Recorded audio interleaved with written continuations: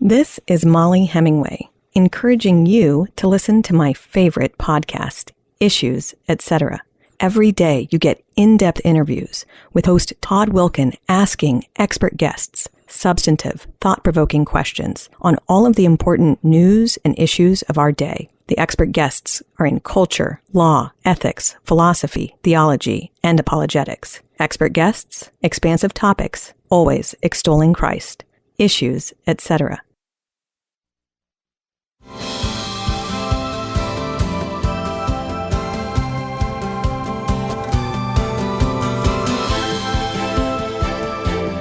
There are all kinds of euphemisms used. It used to be euthanasia or mercy killing.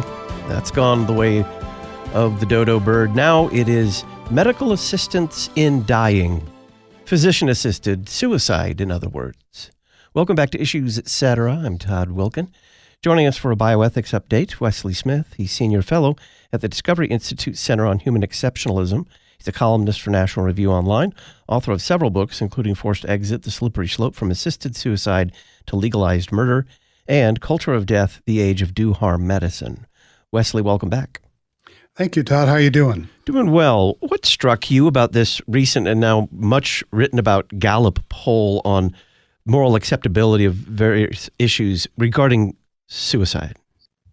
Yeah, it's very interesting because they obviously polled a lot of different issues from abortion to cloning and different things, but they had two questions about suicide. The first one asked about the moral acceptability of doctor-assisted suicide. That's the term they use, doctor-assisted suicide.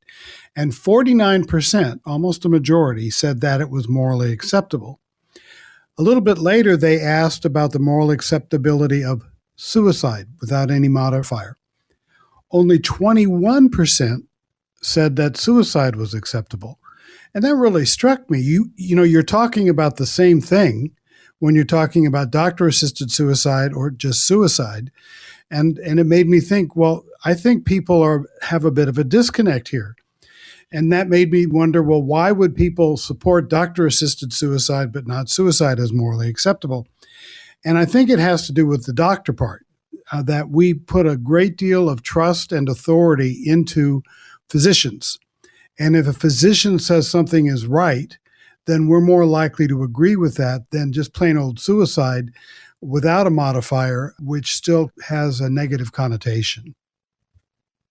You say that many people judge the why of the deed as much as they do the what of the deed when it comes to suicide. What do you mean?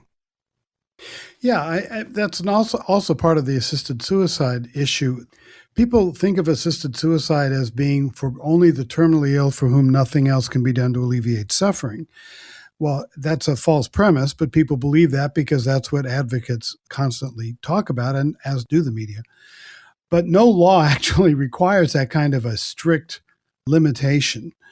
But I think that people think, well, if somebody's dying, then who are we to say they need to linger longer? Or, if somebody has a serious physical disability, what's the point of living? I mean, people actually think that way, as opposed to, well, you had a loss of business or your child was hit by a car. Well, but suicide is suicide. And it's also not only is it a what, but it's not a why. So you're either opposed to suicide or you're not. And it seems to me that what some people seem to think is that if you have cancer, you're not entitled to suicide prevention. Whereas if your child has been hit by a car, you are. And that creates a dichotomy of moral value.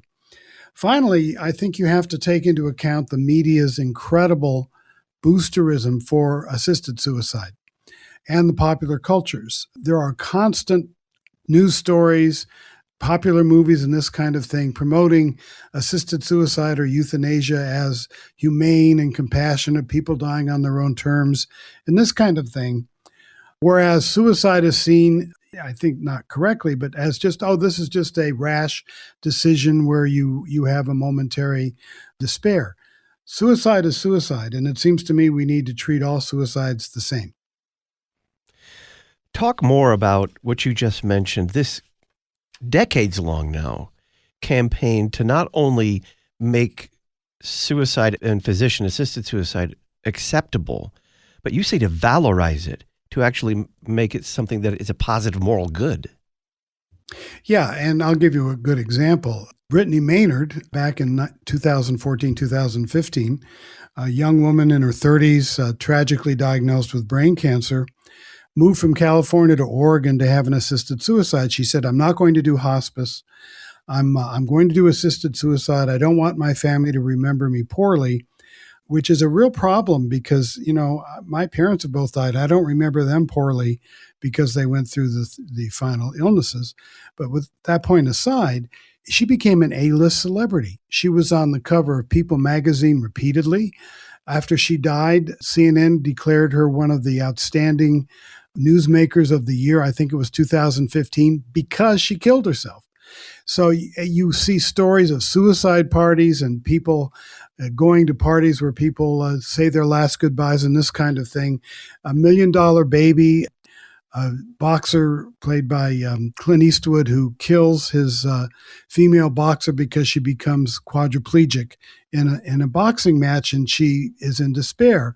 When you could have had, after that movie, she could have come out of the despair, let's say becoming an artist like Johnny Erickson Tada, or a lecturer, or got married, as many people with quadriplegia do. But no, the idea was, killing her was an act of love. So you see this kind of constant theme in media and in popular culture, television shows, books, novels, and movies. Who is Robin Plummer, and why does this doctor in New Jersey bear some notice? Dr. Plummer, I believe that's how you pronounce it, I'm not sure, is a female doctor who has assisted the suicide of more than 200 patients. I wouldn't call them patients, I call them customers. Why do I say customers? Well, she didn't try to treat them. She charged about $8,000 each for the assisted suicide service that she provides. And I averaged it out at $5,000 a piece because I don't know that they were all $8,000. That's $1 million. So in the last several years, Dr. Plummer has assisted the suicide of at least around 200 people and made about $1 million doing it. And it also made me, I don't know anything about her practice other than that she was an ER doctor. An ER doctor, they're wonderful, but, they don't specialize in treating cancer. They don't specialize in treating ALS. They're not specialists in palliation and symptom control. They're ER doctors. She apparently in New Zealand also did some studying on hospice, but killing isn't part of hospice. Assisted suicide isn't part of hospice. At least it's not supposed to be. And so I found this very interesting, and I told a joke that may or may not apply to her. What do you call the medical student that finishes last in his or her class? Doctor. So all you need in terms of assisted suicide where it's legal is to have that degree and that license. It doesn't mean you're a good doctor. It doesn't mean you've treated the condition that a patient may feel warrants suicide. It just means you have the medical degree and you can state, in your opinion, which, this isn't objective, it's subjective, that somebody has 6 months left to live. So it really is kind of interesting that Dr. Plummer got a lot of news attention, and it was positive. There we go again. It wasn't negative particularly. It was positive, but it was a fair story. Do you know, Wesley, it's chilling to even ask this question, whether or not in medical school training anywhere, they are training doctors in assisting in suicide? They're beginning to. I've only seen one story out of Canada, and people, I believe it was out of Canada, some people asked for the curricula, and it has been refused to be provided, so we don't know what is taught. There are training, like post-medical training by advocates of assisted suicide and so forth. But you know what? You and I could assist a suicide. All you have to do is find out the drugs that are used, the combination, and quote, prescribe it, close quote. That doesn't require a medical degree. You could do it as a pastor and I could do it as a lawyer. The doctor is just there to give the patina of authority. So talk about where the medical assistance in dying euphemism, where laws like that have been passed, Canada and the U.S., it tends to encourage an assisted suicide industry. Well, yeah, because there's a demand created, and there are certain people who would rather have an assisted suicide than go through these illnesses. And of course, in Canada, you don't have to be terminally ill. Eventually, that will be true here because laws are continually expanding. When a law is passed, assisted suicide law, they call it MAID as a way of deflecting from what we're talking about. That means medical assistance in dying. As I mentioned, you don't need to be a doctor or a nurse practitioner, which some states permit, to prescribe poison. That's what we're talking about. Jack Kevorkian assisted suicides using carbon monoxide. Should we turn carbon monoxide into a medical element that is paid for by Medicare? I don't think so. But what you have here is a situation in which people who are maybe worried about being a burden, which the statistics show is a reason many people decide on this. They're worried about losing the ability to engage in enjoyable activities. They're worried they won't be remembered well. As I said, Brittany Maynard said that specifically. They're worried that they won't have dignity. These are important existential issues that need addressing and that need love and care to help people get past. But it really isn't about this idea of unconditional pain and suffering that can't be alleviated. As I said, that's not in any law. And secondly, when you take a look at the statistics, even in Canada, Netherlands, and Oregon and places like that, that is not a high reason for people asking for assisted suicide. It's the existential things, the worries about being a burden that cause people to do this. And when people are ill or disabled and it's a legal issue for either having a lethal jab, as in Canada, Netherlands, Belgium, or a lethal prescription, they're not getting suicide prevention. It's like, say, someone's about to jump off a bridge and you run up, Todd, and you say, no, life is worth living. We can find ways to help you get past this. And they say, well, no, I've got cancer. And you say, oh, well, let me hold your coat. Well, you basically abandon that person. And people don't mean to abandon those who want assisted suicide by going along, but I submit that's exactly what's going on there. Another thing I wanted to talk to you about, Wesley, was a recent column of yours on bioethicist Peter Singer and his response to Pope Leo's latest encyclical that included some very traditionally Christian thoughts on human personhood. Yeah, and the Pope, I haven't read the whole huge encyclical, but I read parts of it.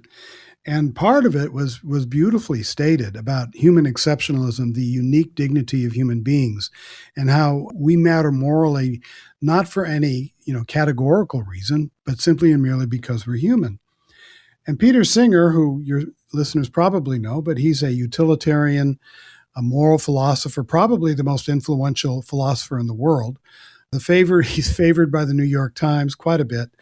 He's a professor emeritus now at Princeton, and he is somebody who doesn't believe that in human exceptionalism. He believes what matters is being a person, which he claims is based on having certain cognitive capacities, such as being self-aware over time. He calls it the quality of life ethic. And for him, some human beings are not persons, like newborns, preborn infants, people with Alzheimer's, and some animals are persons.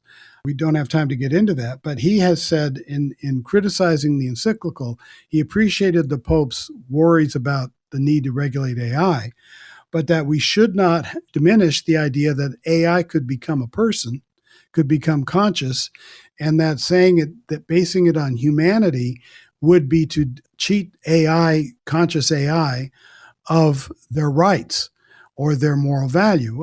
And I submit that AI will never have any moral value any more than a frying pan. It may be worth billions of dollars because that's monetary value, but in terms of inherent moral worth, it's not alive. It's a machine. Machines do not have that kind of moral worth. And then the second thing he was upset about is that the Pope talked about the danger to vulnerable people, but he didn't bring up animals. And he thought that animals should be just as much a part of this equation as people. And I suggest that no, people and animals are not equal. Humans have a higher moral value. It's not that animals don't have any moral value, and it's And not that we don't owe them duties. Of course we do. Animals can feel pain. They have emotions. We have a duty of humane care because we are a moral species. But our first obligation is to each other. And of course, that's not our only obligation. But Peter Singer, to him, everything is utilitarian calculi. That is, what causes more suffering, what causes less suffering, what produces more happiness, and this kind of thing. And he doesn't include human beings in a hierarchy of moral worth. And I think that's the end of universal human rights if he gets his way. You say that Singer and his ilk, they conflate the treatment of non-human entities as somehow wrong because it would be wrong to do so to human beings, but you say that's illogical. How so? Right. Well, because if often and animal rights people do this as well. He might say, look, you've done an experiment to try to overcome Alzheimer's disease on a rat. If you did the same thing to a human, it would be a moral abomination. Well, without getting into the morality of animal research, a rat is not a human person. It is wrong to treat humans unequally because we're all equal. It is not wrong to treat animals unequally because they are unequal. They're not our equals. They're not nothing. We have obligations because we are moral beings. But example, slavery. Sometimes animal rights people will equate cattle ranching to slavery. Well, that's an odious comparison because it diminishes the true evil of slavery. And slavery was evil because your equals were treated unequally. Cattle are not our equals.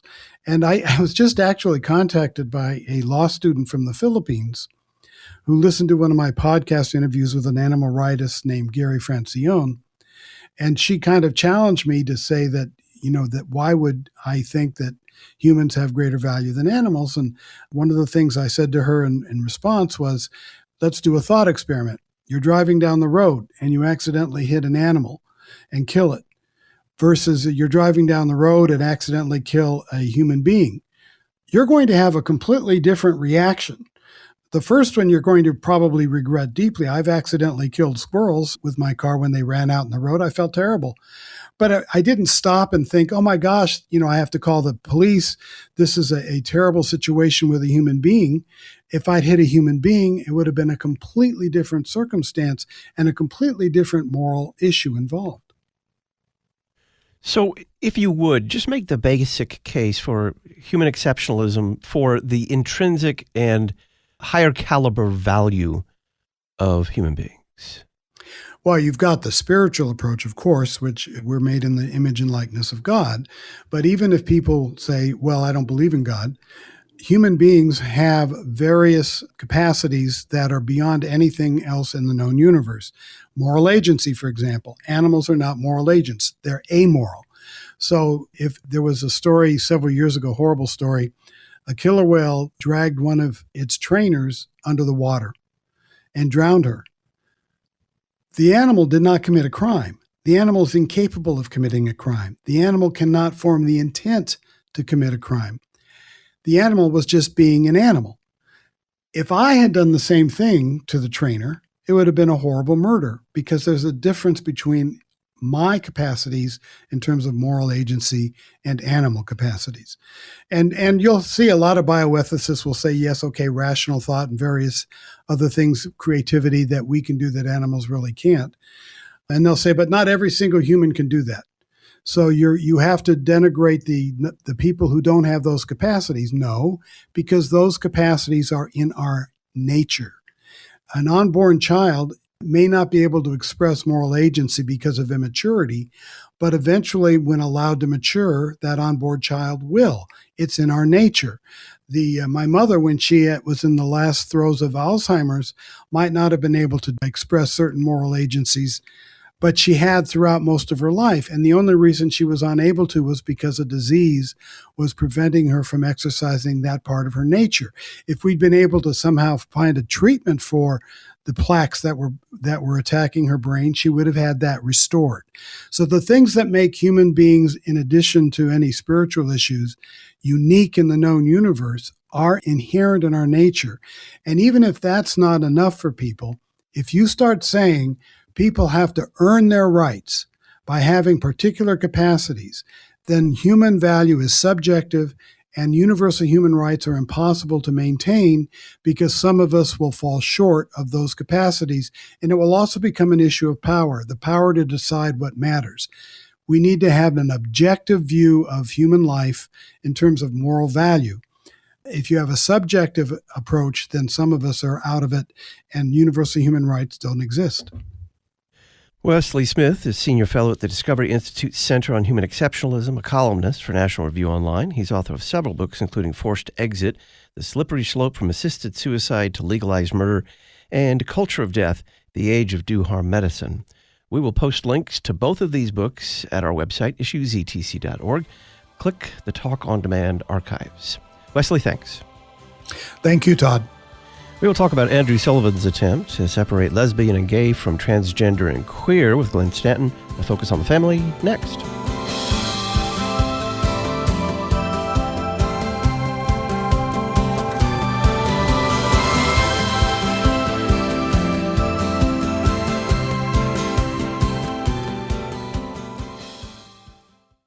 Here's an easy way for you to help us contend for truth in an age of anti-truth. Subscribe to the Issues Etc. podcast with YouTube, Spotify, and Apple.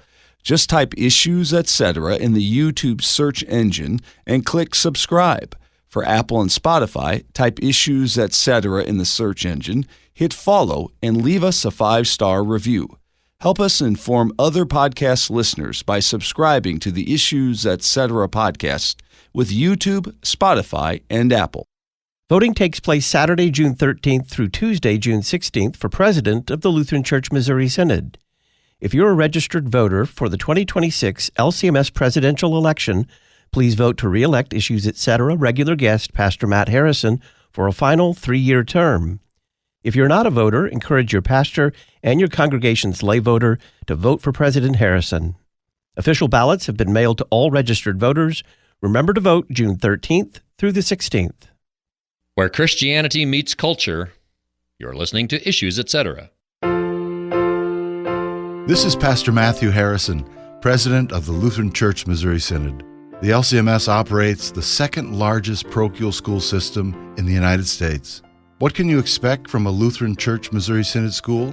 There's one race, the human race. And Jesus died for the sins of every man, woman, and child from every land and every nation. Life begins at conception. All life is precious from womb to tomb, and every student, parent, and teacher is created in the very image of God. There's right and wrong, and we know which is which from the 10 Commandments. There are only 2 sexes, male and female. He created them. Marriage is the lifelong union of one man and one woman. There's such a thing as objective, absolute truth, and it's found in the person and work of Jesus Christ and His Word. To find a Lutheran Church Missouri Synod school near you, visit lcms.org/schools.